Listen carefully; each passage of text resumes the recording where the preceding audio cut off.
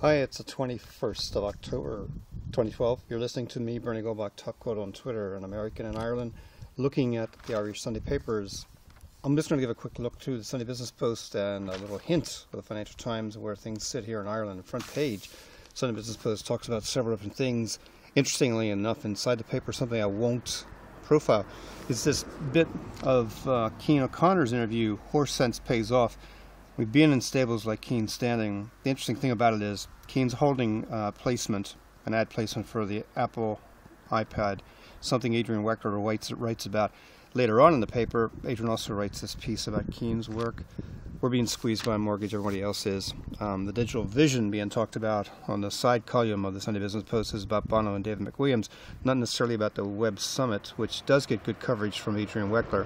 The main article above the fold I'd like to pick out is the alarm being raised over a major breach of school data, writes Neve Connolly, a political correspondent for the Sunday Business Post. She says there's a major investigation underway in the breaches of computer security in secondary schools. Big deal. We try to point out to teachers and to principals that schools have the responsibility under law to make sure the data that they collect is secured. Even though the program may be run by somebody else, schools are responsible. Here's an interesting loose change article. You can add to it by tweeting Emma_SBP_money. She says the Irish and the Germans spend the most on city breaks while she gets the data from lastminute.com. According to the website, if you're from Ireland and you book through lastminute.com, you're going to be spending about $551 average on city breaks. Germans spend more, $631 each when they go on city breaks. Spaniards and Italians are spending the least, and the European average is just under €500 for a city break. We can't afford that. Who are these people? Dublin claims its place on a tech map. Really good article by Adrian Weckler. Top techies were out in force. The hashtag on Twitter was Web Summit, all one word. Truly did make Dublin a hotspot for a few days. It's a world-class event. A lot of people said that. Adrian Weckler quotes Liam Casey, founder of PCH, saying that. Liam's got some interesting accelerator programs. He invites submissions from startups for ideas that he can help bring to market.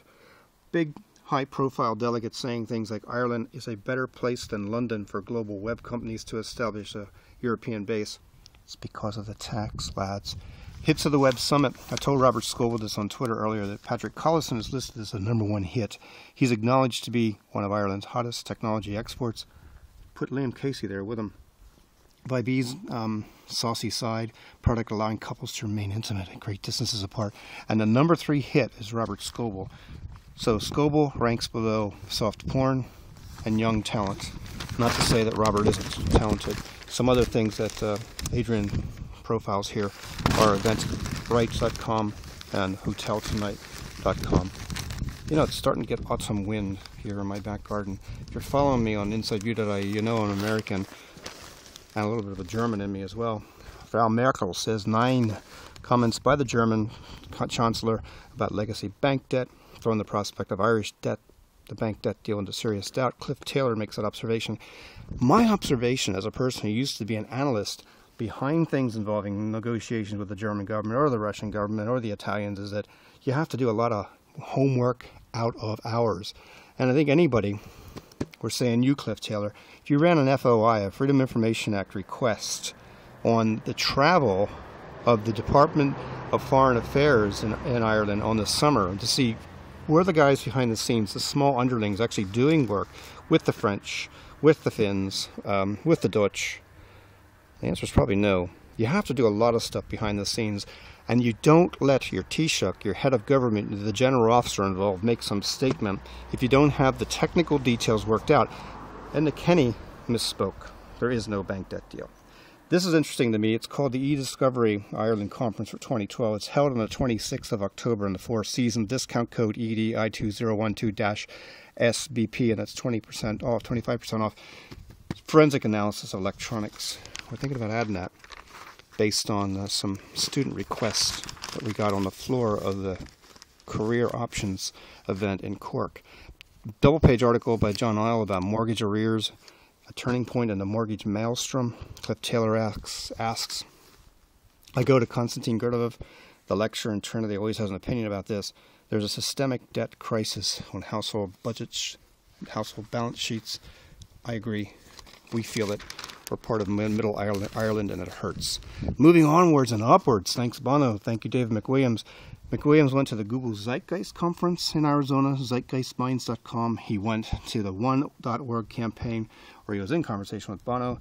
Bono's got charity that he wants to push through an economy that McWilliams says is actually a tech economy, benefactors economy, stronger, more resilient than what's actually out there on the street. Here's another talking point, stronger and more resilient. You might say, Elaine O'Regan says, social innovation needs more investment. That would be things like Social Entrepreneurs Ireland, and she cites from a speech given by Sean Coughlin. Ireland could not afford to ignore social entrepreneurs who actually are able to provide solutions to some of the biggest challenges facing our country. So we're looking at Airpreneur, Mission VHQ on Twitter, and the stuff they're trying to do. They need your help. Go there now. Or go to icanworkforyou.com if you want to match up your skills with a job that might be looked at there. Gareth Naughton profiles things that they have on that site: catering jobs, construction jobs, web dev jobs. Inside the Financial Times, this caught my eye.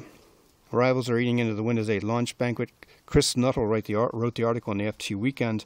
You see the shadow of Steve Ballmer behind in soft focus with a Windows logo in black and white.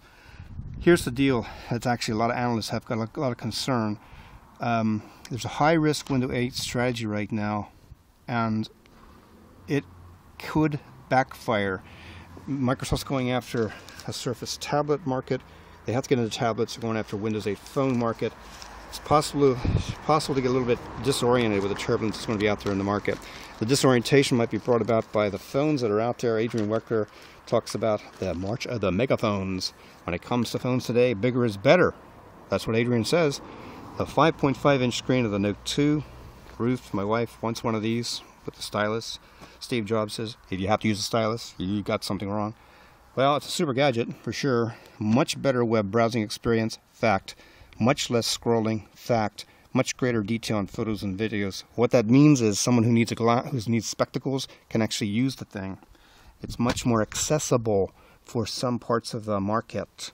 Also costs as much as an iPhone 5 if you buy it off contract. Apple is going to conquer Christmas, Adrian Weckler thinks. Why? A 7.8-inch tablet's going to be on the market. Not unreasonable to imagine that Apple, who got the embedded ad placed on the front page of Sunday Business Post this week, could become the first trillion-dollar company the world has ever seen. You want to see weeds, you want to see growth, come see my garden anytime other than the autumn or winter months of the year, or follow our pictures on flickr.com/Irish Eyes. I'm Bernie, I'm topgold. Thanks for following me on Audioboo and on other social networks that are friendly to you. Bye for now.